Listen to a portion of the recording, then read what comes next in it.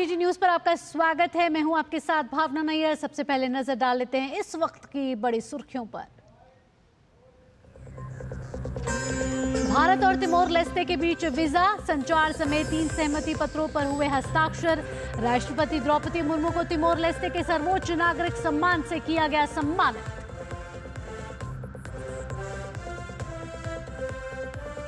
प्रधानमंत्री नरेंद्र मोदी राहत और पुनर्वास कार्यों की समीक्षा के लिए आज केरल के वायनाड जाएंगे।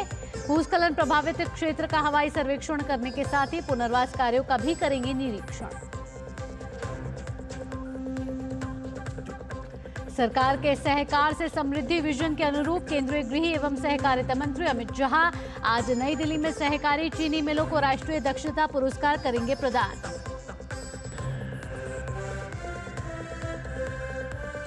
मालदीव के दौरे पर गए विदेश मंत्री डॉक्टर एस जयशंकर आज कई बैठकों में होंगे शामिल। मालदीव के राष्ट्रपति मोहम्मद मोइजू से भी करेंगे मुलाकात।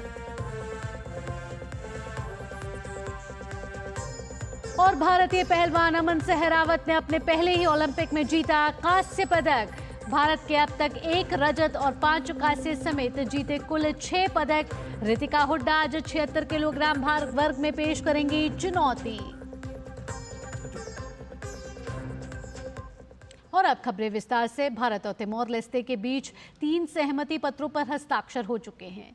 दोनों देशों के बीच संचार, सांस्कृतिक आदान प्रदान और वीजा छूट से संबंधित क्षेत्र में सहमति पत्रों पर हस्ताक्षर हुए हैं।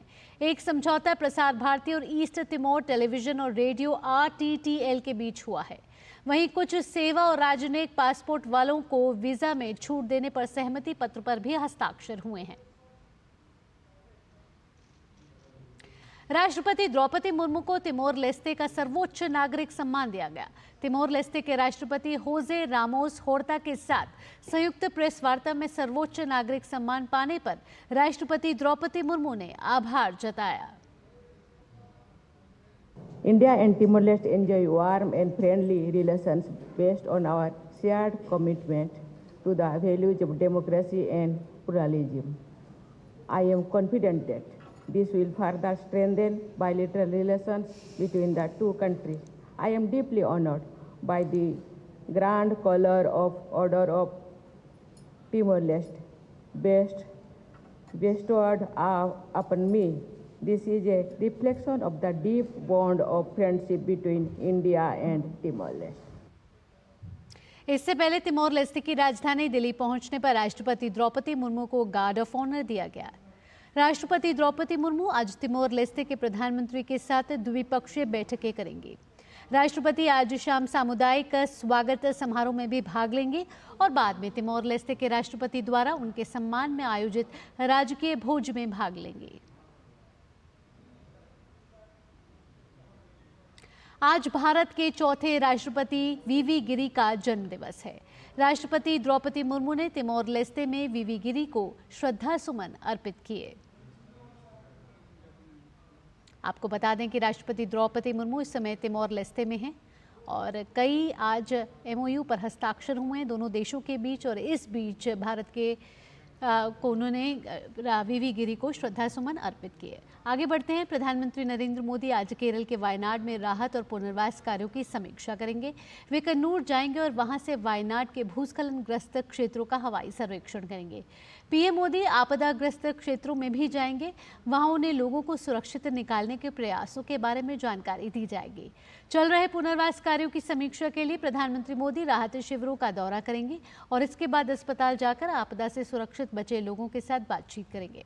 इसके बाद प्रधानमंत्री एक समीक्षा बैठक करेंगे जिसमें उन्हें घटना और राहत कार्यों की विस्तृत जानकारी दी जाएगी।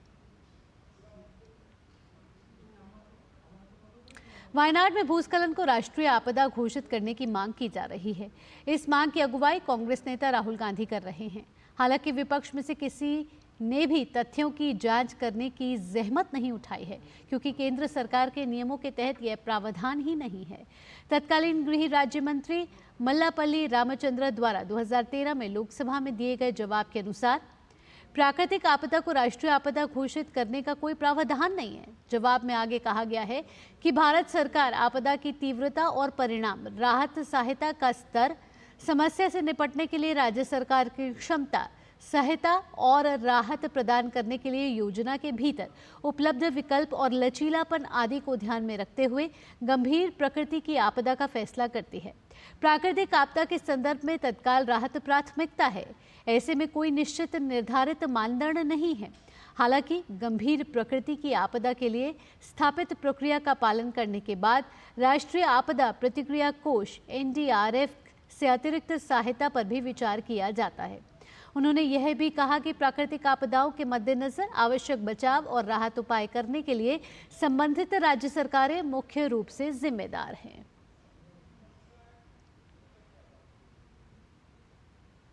बुलेटिन में आगे बढ़ लेते हैं। केंद्रीय गृह एवं सहकारिता मंत्री अमित शाह आज नई दिल्ली में चीनी उद्योग संगोष्ठी एवं राष्ट्रीय दक्षता पुरस्कार 2022-23 समारोह में मुख्य अतिथि के तौर पर शामिल होंगे। कार्यक्रम के दौरान शाह सहकारिता के 8 क्षेत्रों में राष्ट्रीय दक्षता पुरस्कार भी प्रदान करेंगे। साथ ही वह गन्ना और जैव ऊर्जा उद्योग विषय पर सेमिनार को संबोधित करेंगे। पुरस्कार समारोह का आयोजन NFCSF लिमिटेड द्वारा किया गया है। NFCSF द्वारा गठित दक्षता पुरस्कार सहकारी चीनी मिलों के कामकाज का मूल्यांकन करने का एक जरिया है। इसके माध्यम से गन्ना विकास, तकनीकी दक्षता, वित्तीय प्रबंधन, सर्वाधिक गन्ना पेराई, सर्वाधिक चीनी उत्पादन, सर्वाधिक चीनी निर्यात और सहकारी चीनी मिलों के समग्र प्रदर्शन जैसे मानकों पर चीनी मिलों के कामकाज का मूल्यांकन किया गया है। और बात कर लेते हैं हम विदेश मंत्री डॉक्टर एस जयशंकर ने अपने मालदीव दौरे पर वहां के विदेश मंत्री मूसा जमीर ने 6 सामुदायिक योजनाओं का संयुक्त रूप से उद्घाटन किया है। ये योजनाएं मानसिक स्वास्थ्य, बच्चों के लिए स्पीच थेरेपी और विशेष शिक्षा से संबंधित हैं। भारतीय राष्ट्रीय भुगतान निगम और मालदीव के आर्थिक विकास और व्यापार मंत्रालय के बीच डिजिटल भुगतान प्रणाली से संबंधित समझौते पर भी हस्ताक्षर किए गए हैं। विदेश मंत्री डॉक्टर एस जयशंकर ने इस मौके पर कहा कि मालदीव के साथ भारत की साझेदारी एक दूसरे के हित के लिए साथ काम करने की प्रबल इच्छा पर आधारित है। उन्होंने इस बात पर भी जोर दिया कि माले के साथ संबंध भारत की पड़ोसी प्रथम नीति की आधारशिलाओं में से एक है। खबर पश्चिम बंगाल से आ रही है। पश्चिम बंगाल के कोलकाता से एक झकझोर देने वाली खबर सामने आई है। यहाँ रहस्यमय परिस्थितियों में RG कर मेडिकल कॉलेज और हॉस्पिटल की मेडिकल डॉक्टर मृत पाई गई हैं। शुरू में अधिकारियों और सरकार ने इसे आत्महत्या का रूप देने की कोशिश की, लेकिन बाद में जूनियर डॉक्टरों के दबाव के बाद विशेषज्ञों की एक टीम के साथ पोस्टमार्टम किया गया और पाया गया कि यह हत्या थी और संभवतः यौन शोषण के बाद हुई थी। RG कर के जूनियर डॉक्टरों ने तुरंत इमरजेंसी को छोड़कर सभी सेवाएं निलंबित कर दी है। भाजपा ने भी इस मुद्दे को उठाया है और विरोध जताया है। भाजपा नेता शुभेंदु अधिकारी ने CBI जांच की मांग की है।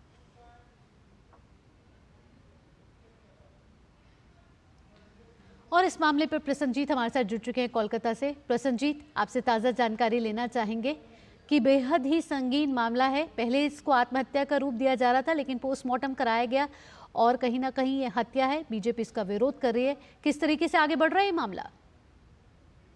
देखिए, अब जो स्थिति है पूरे बंगाल में, ये सिर्फ कोलकाता के लिए नहीं, पूरे बंगाल में जो जूनियर डॉक्टर जिस जिस जगह पे है, सब लोग धीरे धीरे इस बात पर अपना जो दुख प्रकट करते हुए, अपना प्रतिक्रिया देते हुए ऐसे दबाव सरकार के ऊपर आए।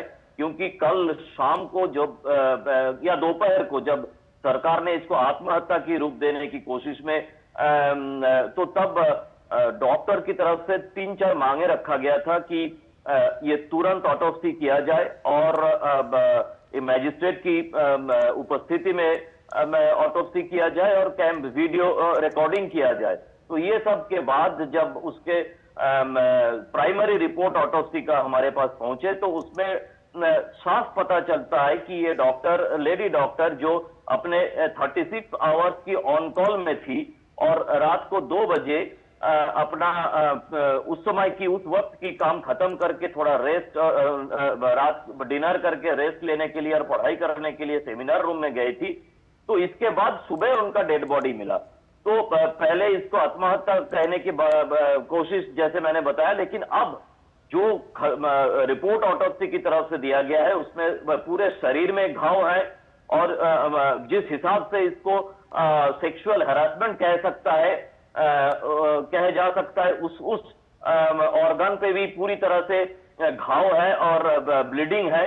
तो ये मर्डर है, ये तो प्राइमरी रिपोर्ट में बताया गया है, लेकिन ये इसमें कहां तक बाकी जो रेप की आरोप है, वो रेप की आरोप वो शायद थोड़ी देर में आ जाएगा। लेकिन जिस तरह से पुलिस और तृणमूल कांग्रेस की तरफ से इस बात को दबाने की कोशिश किया गया था, उससे पूरे जो जूनियर डॉक्टर की समाज है वो भड़क उठे है।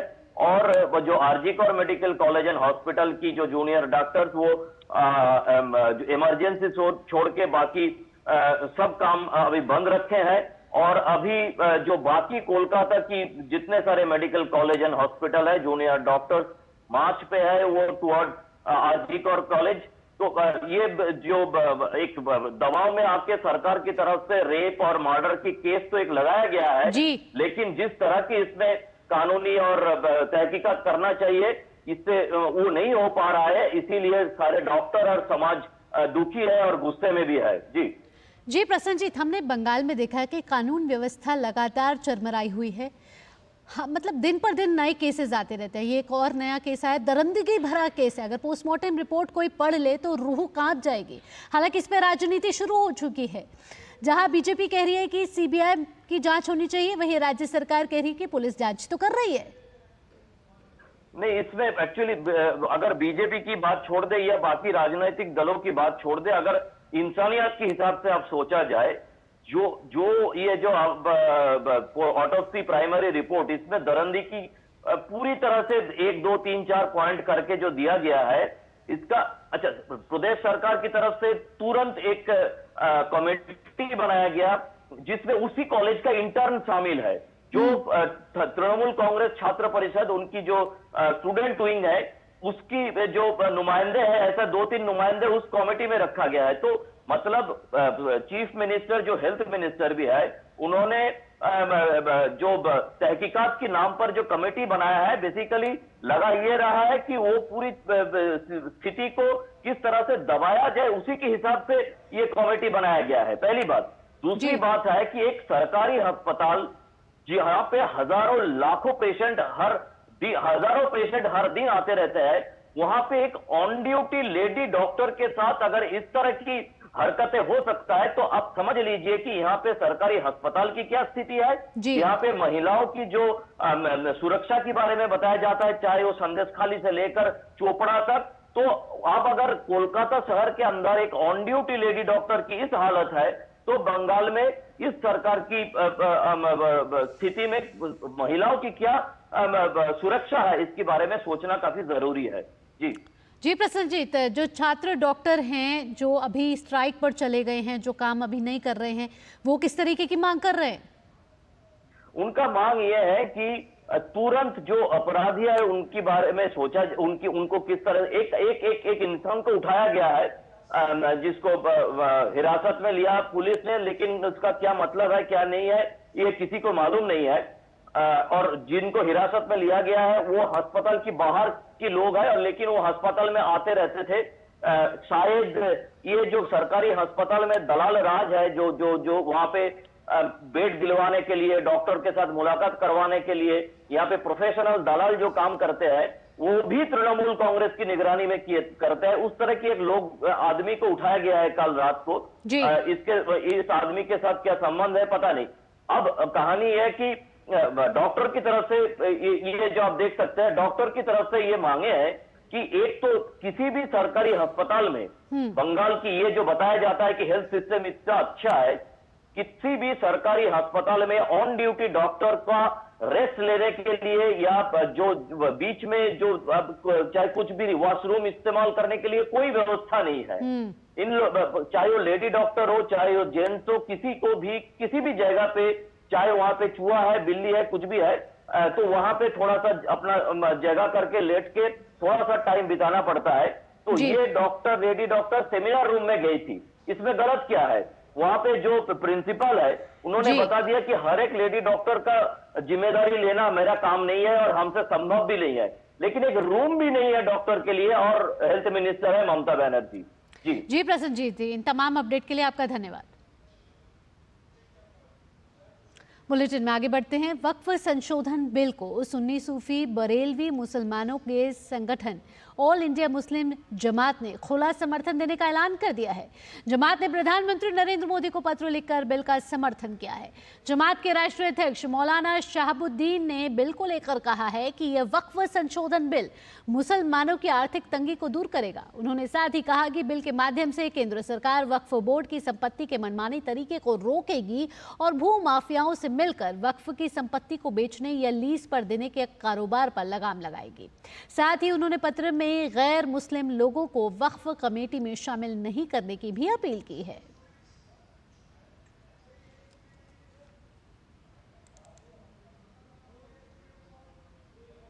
पार्लियामेंट में एक बिल पेश किया है जो वक्फ संशोधन बिल 2024 है। इस सिलसिले में मुस्लिम जमात का समर्थन है और हमने अलल ऐलान इसका स्वागत किया है। पूरे हिंदुस्तान में जो वक्फ बोर्ड हैं ये दरअसल भू माफियाओं से मिलकर के करप्शन का अड्डा बन चुके हैं। तो हमने प्रधानमंत्री जी को खत लिख करके हमने उसमें एक गुजारिश की है कि इन तमाम चीज़ों पर कदगन लगना चाहिए और साथ ही उस बोर्ड में महिलाओं को शामिल किया जाए। हमें कोई इतराज़ नहीं है, मगर कमेटी में गैर मुस्लिम लोगों को न रखा जाए। भाजपा सांसद प्रवीण खंडेलवाल ने आज अपने संसदीय क्षेत्र में हर घर तिरंगा अभियान की शुरुआत की है। इस मौके पर उन्होंने हर घर तिरंगा के साथ ही हर दुकान तिरंगा का आह्वान भी किया। उन्होंने कहा कि इस बार घरों के साथ साथ ही हर दुकान पर भी तिरंगा लहराना चाहिए। माननीय प्रधानमंत्री जी ने कहा है कि हर घर तिरंगा, तो आज से हमारे 15 अगस्त तक के कार्यक्रम शुरू हो गए हैं। हमें सबको मिलकर जो प्रयास करना है कि हर घर में तिरंगा लग जाए। तो मार्केटों का भी हमने अभियान चलाया है। मैंने मार्केटों से बात की है और ये केवल दिल्ली में नहीं कर रहे, पूरे देश के बाजारों में हम झंडे लगाने जा रहे हैं। तो मैं आपसे निवेदन करूंगा कि हर घर तिरंगा, हर दुकान तिरंगा। आपको बता दें कि हर घर तिरंगा अभियान की शुरुआत कल से हुई थी और ये 15 अगस्त तक चलेगा। और प्रधानमंत्री नरेंद्र मोदी ने भी आह्वान किया है कि आप भी अपने घर के बाहर तिरंगा लगाएं। उन्होंने साथ ही साथ कहा कि इस सेल्फी भी खींचे और उसको अपलोड करके www.harghartiranga.com पर अपलोड भी कर सकते हैं। आइए आगे बढ़ते हैं और आपको बताते हैं कि कैसे झंडे को फहराया जाता है। इस रिपोर्ट के जरिए देखिए।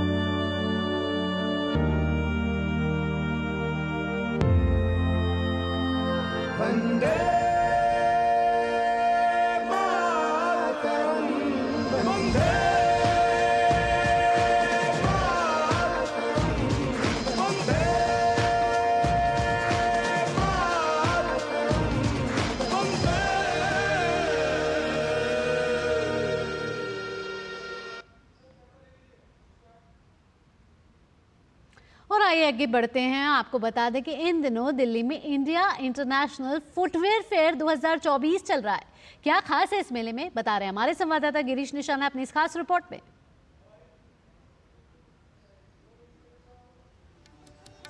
दिल्ली में भारत मंडपम के हॉल संख्या 5 और 6 में इन दिनों देखा जा सकता है इंडिया इंटरनेशनल फुटवेयर फेयर 2024।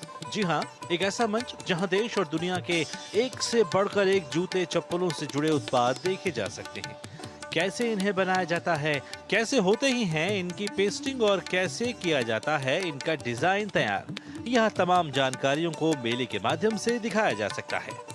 इस फेयर की खासियत यह है कि इसमें जूते बनाने वाले, जूते बेचने वाले, कंपोनेंट वाले, अपर वाले, सोल वाले सभी लोग पार्टिसिपेट करते हैं। नई नई टेक्नोलॉजी यहाँ पे आ रही है। जो विश्व में कहीं भी टेक्नोलॉजी आती है और जो भारत में आ सकती है वो यहाँ आपको अवेलेबल होगी।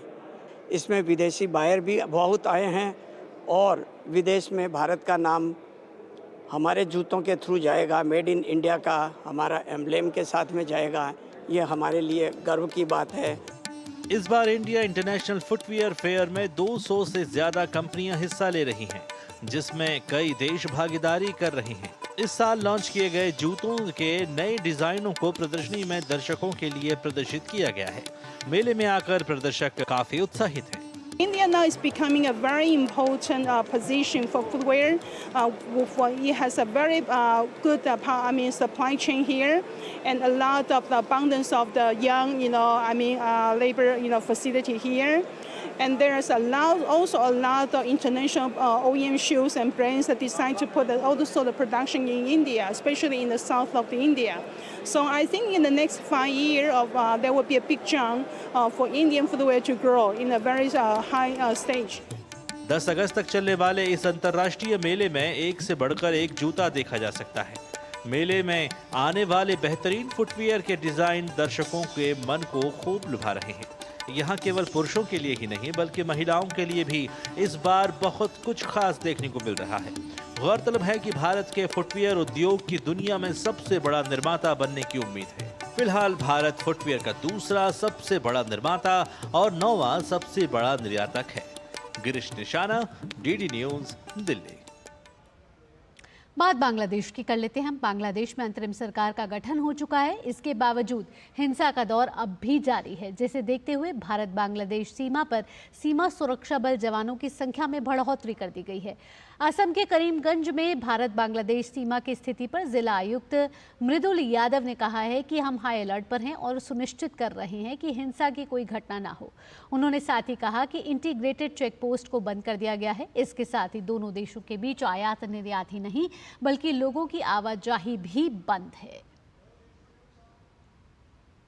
संडे को जो बांग्लादेश में इंसिडेंट हुआ है और जो शूट हुआ है उसके कारण we have 100 kilometers of international border, so we are in high alert and we are making sure that no incident of any violence or any issue happens in the border, and border security forces, BSF, police are on high alert for this regard. Monday से ये बंद है हमारा ICP, and not just export import, even जो लोग आते जाते हैं वो भी कुछ दिनों से बंद है, and we are watchful. If the situation improve we will again start.